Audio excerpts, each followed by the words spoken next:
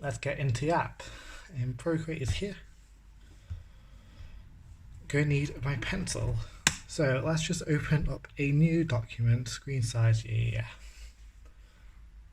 So it doesn't look that different, however, you'll see the biggest difference is probably here, in the adjustments panel. So as I was saying, yes, this is one of the biggest features that they've added, which is all these new adjustments. Sadly, a lot of things have been taken out, such as the color repopulate or like recolor function, which personally I never use. That's why I'm not very fond, of it. But as you can see, there's a lot of new functions, including glitch, halftone, chromatic aberration, what other things are there? Bloom, gradient maps, stuff like that. So we'll go through each one, and to start I'm just going to do some swatchings of the colours because it'll help explore what this is. So let's get a big brush, airbrush, hard blend, and yes, so at first I'm going to do a what is it called? A value scale, going from lighter colours. So, oh, that's actually a really big brush.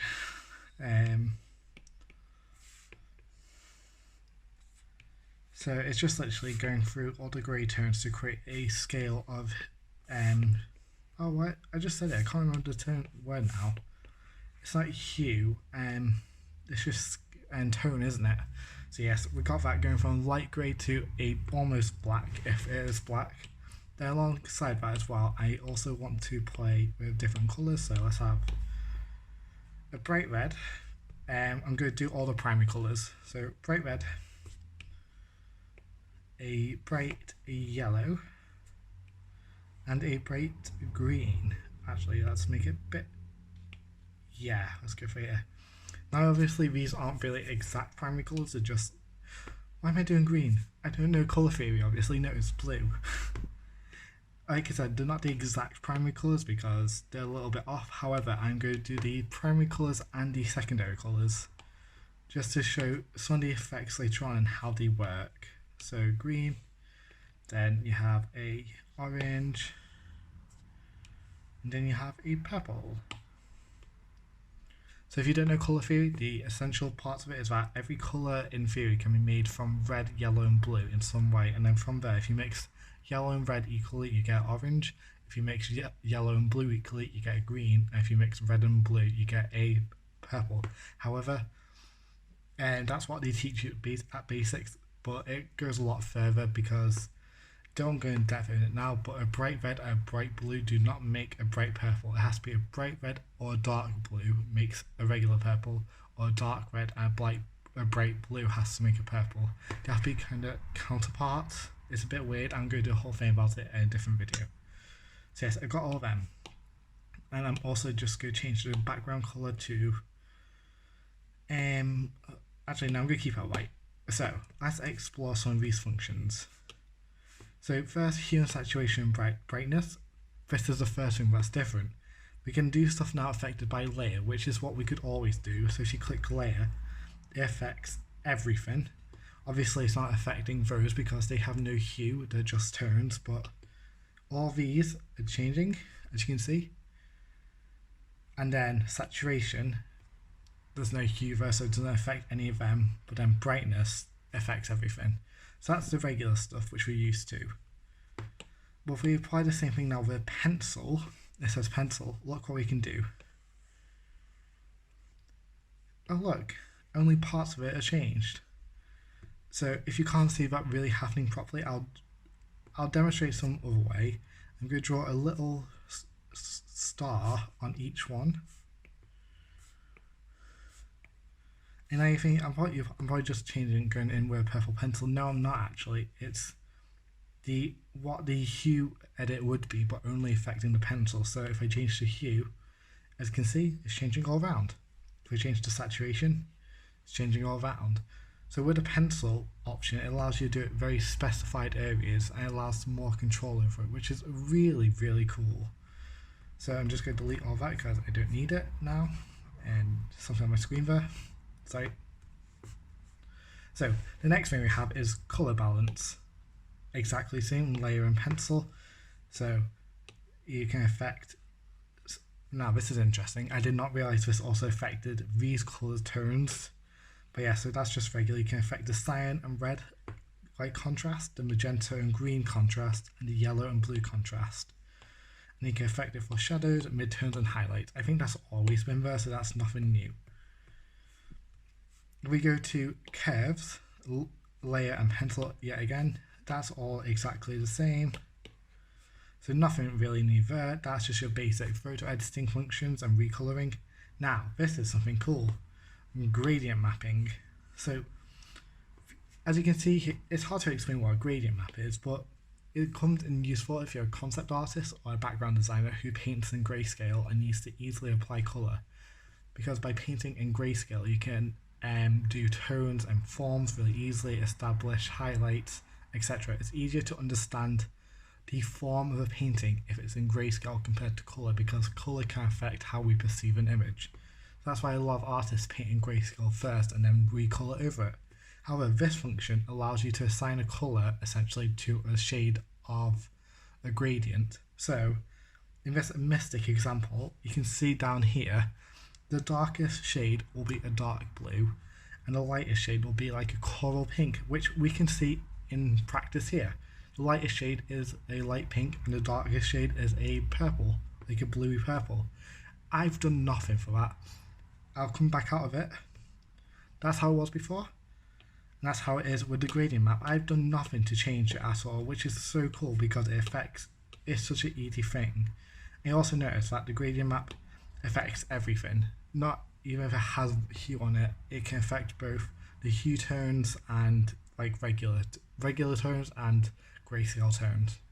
So you have to be careful. If you don't want to apply it everywhere, then you'll have to use the pencil function. Whereas again, gradient map, and so you can apply it to here. Now that's really cool. If you could see what I just did there. Oh, you can't do that. If you could hold down. Either way, you can see it in action there, really. So that's the regular color, and that's the new gradient library. Same here, same here, same here, same here, same here, same here. Back to what I was saying. So these gradient maps, I've explained, they are really cool and really functional, and built-in you actually have quite a lot of options. So you have these mystic tones, which are purpley, blues, pinks, and whatever, which create a really nice gradient. You have breeze, which is the very rich cyan blues and really rich sky blues, along with the deep blue purples, so I really like that. There's instant, I can describe this as a peachy coral colour to a turquoise darky blue colour. So yeah, but the in-between is actually very mucky and grey, so it's not always the best thing. So I don't know why you picked that. Venice, this is pretty. So it shows you, goes from this light peachy colour to a light coral to a mauve, plum purple to blue, etc. There's blaze, oh no, I'm going backwards there. Blaze, so oranges into reds into purples. Neon, I really like these colours. These are very bright and bold. Noir, as you can see, it's like very earthy tones, almost like coffee. And then Mocha, which is very unsaturated, very I can't even think of the word I want to say. It's just not very vibrant tones. So you might notice that with these, even though I drew the grey out before in grayscale order, going from lightest to darkest, you can see that these are not in order. For example, that is that's a lot brighter than this, so surely that should be there. Or this example here, this dark purple, if it was going in order, it should really be down there. And that's because it doesn't go by gradient order. If you actually click into it, you can pick your gradient, you can edit it. So here, for example, I can make that into a yellow, and it affects everything. I'm not going to change it, but you can also change how much of each colour you want showing. So if I really like this blue here, I can have that more showing at the start.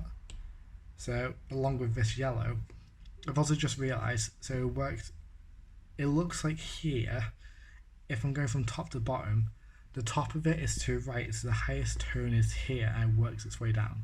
But yeah, You can really mix and match and choose what you want. And obviously, if you don't like those colours, that's fine because you can create your own palette. So if I go into here, this is the standard, going from white to black, but I want a very pastel colour palette. I could actually look into one of my palettes that I have built in, and so this is really nice. So I'm going to start here. To add a new one, you just tap down there and go like this. Actually, yeah, like this blue here. Then I want to go into some bright pinks, back into some orange, like orange yellow, and then into some dark oranges. So obviously I'm not the best at this, I'm still learning about the colours and what will work nicely, but as you can see, that's really easily how you can do it. And so if you have a colour palette already set on an illustration before you start painting it, you can literally apply that colour palette into this and it'll map the colours very nicely. It won't be perfect, but it'll give a nice base to start your painting, and then from there often concept artists will paint upon it. There's a feature like this in Photoshop, but instead of assigning colours based on the gradient, so it just like assumes, in Photoshop it's normally, if this colour of grey is here, then turn that grey into a pink tone or into a blue tone. Whereas here it's quite intelligent, and it just assumes based on how you've painted it, that, oh yes, so if with the lighter tones we can use these colours. If you want more of it, you just move it over. As you can see, by moving it over, you can literally see it move across. So yeah, it's very cool. I know I've rambled on a lot about that. It's because it's probably one of my favourite features built in, and we're not even that far down yet. So back to all of this, Gaussian blur, as normal, you can do pencil or layer. I like that you can do pencil now, because you can do stuff like this. Paint here. I'll zoom in so you can see it more. I've now painted half of this, so you can make half of it really blurred out and half of it sharp. And so the best example I've seen of this so far is when doing shadows, and when people have a harsh shadow that goes into a more natural shadow, because that's how shadows work. They start really harsh when it's closer to source, and then become more blurred as they go out, and that is a really cool use of it. So that's as normal. Motion blur, it's just as it is, nothing's changed, and you can do it with a pencil, so that's still exactly the same. Perspective blur, you pick the dots where you want it, and then you assign the blur to it. Exactly the same, nothing's changed there. Noise, I think this has changed slightly, but not too much. It's just given more things you can do with it. I've never really used noise before. Oh wow. Yeah, I don't use noise, so I don't really know much about it. I don't think it's changed that much. Sharpen, which is what it just sharpens the edges. So let's find an example. Oh, you can't really say example here, never mind. But sharpen just sharpens the edges of your painting. Bloom, now I'm not sure what this is. This is one of the new things. Ooh, where's the source coming from? I have no idea what this is, but it seems to be affecting like the, it's applying the burn tool in some, oh, I know, I get it now. So it's not from one point, it takes from every point of the drawing, it applies the burn tool to bloom out, which creates like an aura almost. So as you can see here, it doesn't really work well because they really just fit into each other. But stuff like here, that's so cool. It's like a little echo of the colour blurred out. So that is very cool. I need to experiment more with that. Now, this is where things get interesting. I'm going to put this onto a darker background, because I think this is really cool.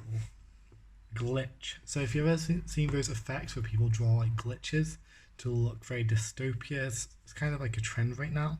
You can now do that in Procreate, but instead of having to draw it, you just apply it. So if you can't see what's happening there, I'm just moving up the scale of how much glitching I want. And look at that, that is so cool. So with this you can, oh wow. So yeah, as you can see, it's all about finding that sweet spot of what you want. So you can do, it's called artifact glitching, which is like side to side, which is like the standard you see in like painting designs when you do a glitch. It can affect the amount of glitching. So from practically nothing to really pixelated.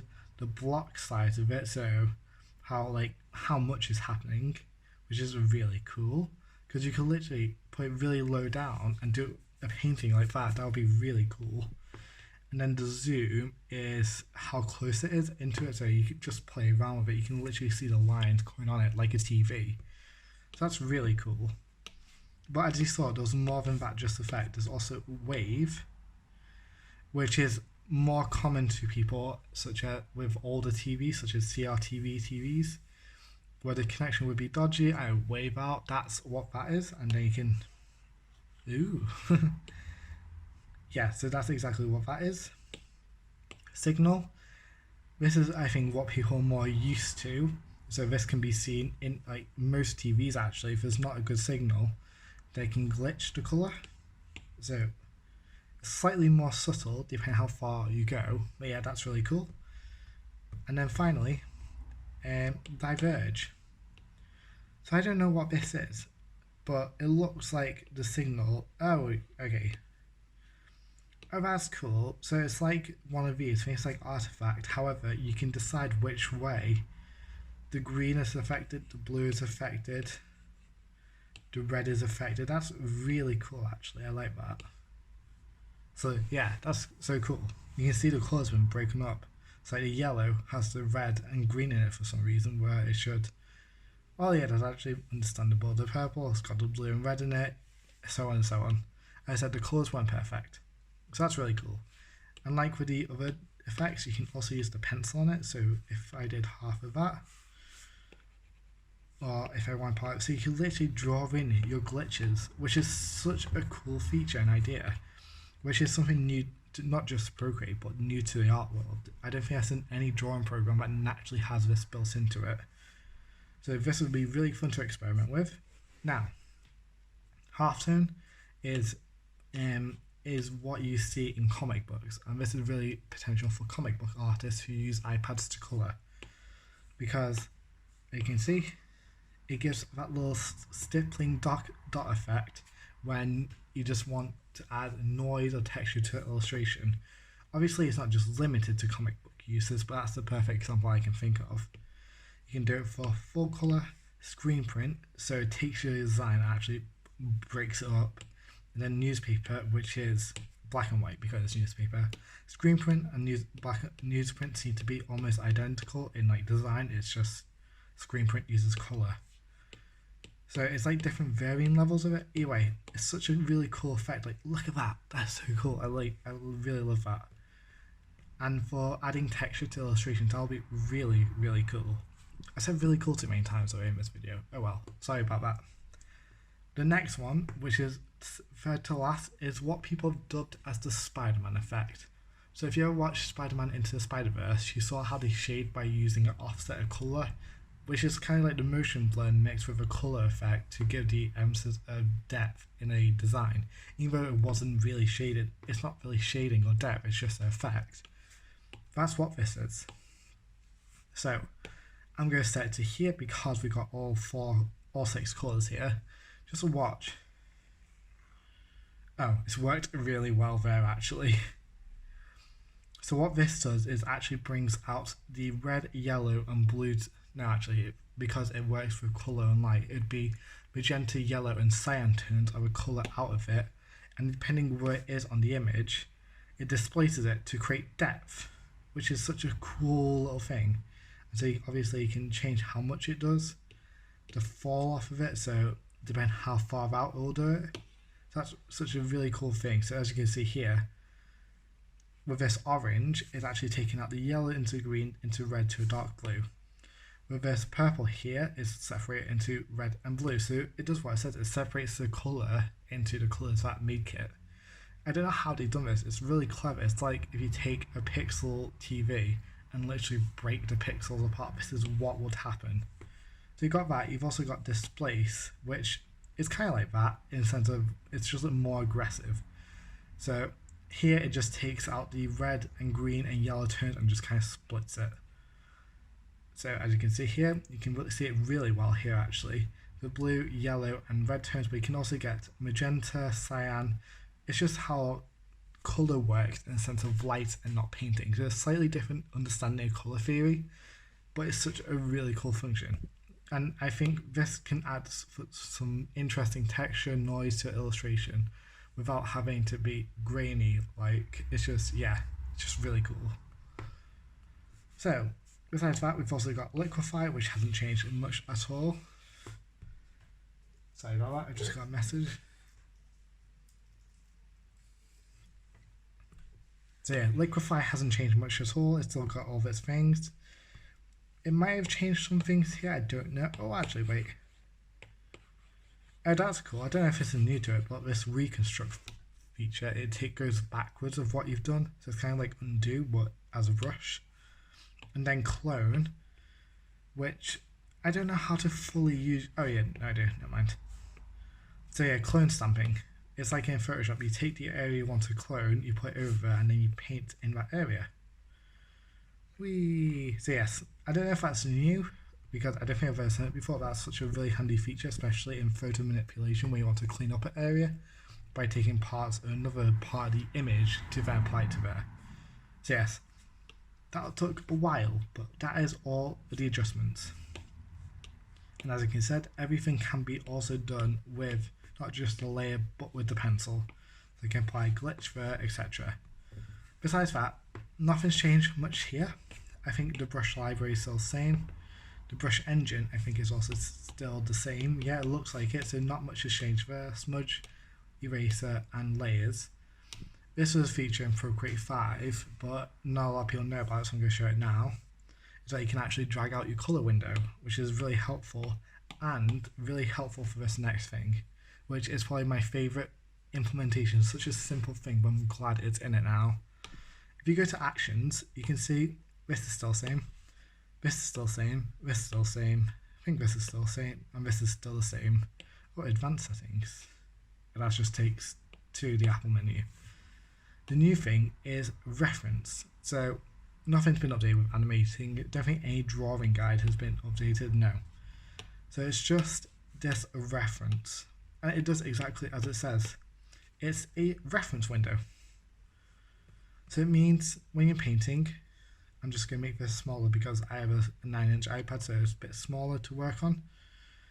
If I'm painting on something, let's just take a colour brush. And like, yeah, oh, I want to add a bit more detail. You're working really up close because that's what people naturally do, you work up close. It's a bad habit to get into because you work up so close so much, you miss the overall illustration. So that's what this does. It creates a reference window of the current thing you're working on so that you can work up as close as you want, but still have a preview of what you're working on. And also a good thing is that you can still do colour picker on it. So as you can see, I've just picked up that colour to then paint to there, and it's just updated down there in real time. So that's really cool, and that's a feature that I think they should have had in for ages. And in Photoshop you can't natively do that as well, you have to like do a workaround, but it's something that a lot of drawing programs need. Clip Studio has it in naturally, and it's just really helpful, especially if you're doing big designs and you have to zoom in anyway. It just helps you look at the overall picture while you're painting. The other feature, which is really, really, really cool, and it's not that amazing, it's not like mind-blowing, but it's such a key thing. Oh no, there you go. Is this reference? You have canvas and I can't do it. It's a bit fiddly. Canvas and image. So as it says, you can import an image. Let me just pick one. So I was using this before for painting reference. So now in my painting, I have a reference image, and this can be moved anywhere on the screen, and it does not get affected by how much I move my canvas. Plus you might be thinking, especially on like my size iPad, that's really big. Well, you can just move it down. Don't move the image, move the actual thing you're using down in size. Double tap. And there you go. You've got a little reference image. What is so cool about this is that oftentimes, if I'm working portrait, for example there, I like to draw with the whole thing, and so I feel like these edges are wasted so much as I'm not zoomed in. It doesn't fill up the whole screen like that. Especially when I'm doing characters, I like to see the whole image often when I'm drawing, and so I'll paint with everything on screen. So it means when I'm drawing now, let's just get a nice brush, sketching brush. I could be drawing, etc., and have this image reference there to be just there as a reference. It also means now that I don't have to split screen applications. So an example of a split screen application I would use often is VisRef, which I'll still probably use. So as you can see, you could build a whole photo library thing, and what you would normally do is apply it as a screen share thing, so you'd have half of it taken up. But yeah, this is still good, and I think I'll still use it for some things.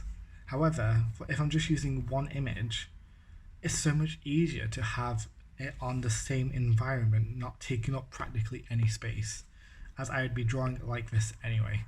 And now, as I said about before, the color chart thing, the actual color section, now that you have this floating window, you can actually have two floating windows open at the same time. So in the past day when I've been testing this out, this is how I've been using it essentially. I'd have my colors here as in the color wheel option, so I can just paint and just pick, etc., and have my reference there. And then if I really wanted to, because if I was going to zoom in on something, I would then change it over back to canvas. However, if I'm zoomed in out like this, I don't need it on canvas, as I can see the whole thing. But either way, this is such a minor thing. However, it changes how you use Procreate, I believe.